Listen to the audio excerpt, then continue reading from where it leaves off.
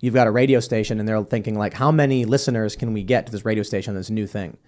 And so they start making radio broadcasts and they're like, hey, guy, you did some broadcast about Catholicism and the Protestants are pissed. Don't do that. We're losing money. And they went, whoa, really? And so if you're trying to maximize the size of your audience, you are heading towards a woke direction that has nothing to do with literature or philosophy.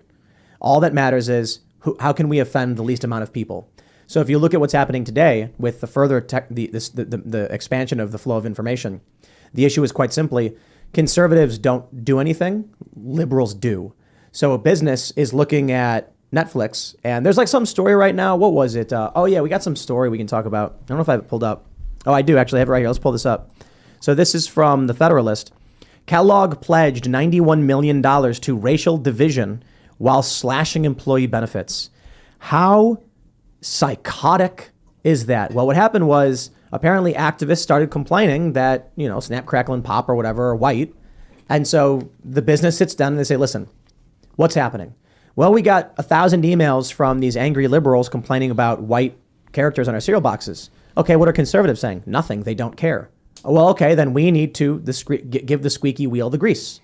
When every company does that over 100 years, keeps giving the squeaky wheel the grease, or trying to just minimize anger, it is going to skew in the direction we are seeing it skew, regardless of what anyone writes about it. Do you think that corporations are inherently woke, having their primary motive be profit?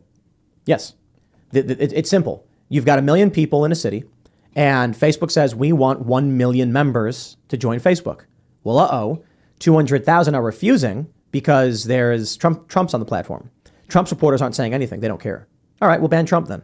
Well, now we lost 50,000. We lost 50,000. We made 200,000, so we're good. That's basically what's happening. They don't think the negative it's cost-benefit analysis.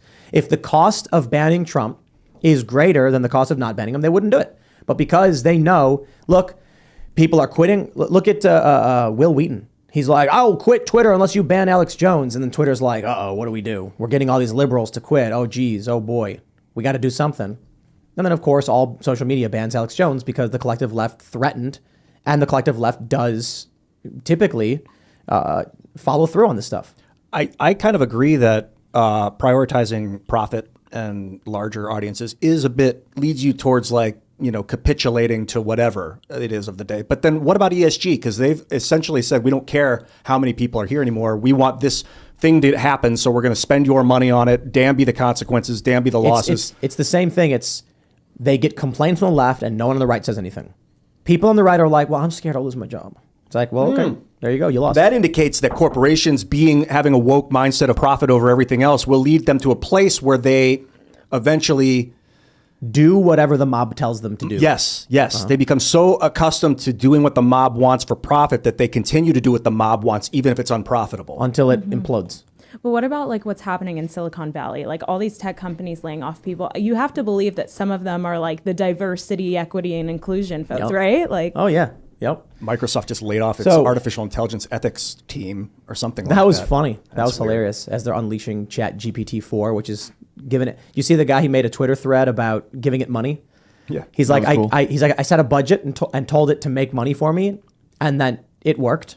And he's like, he's mostly getting investors right now, but he's doing whatever Chat tells him to do. But anyway, these companies are soulless entities that just do whatever they think will maximize their profits.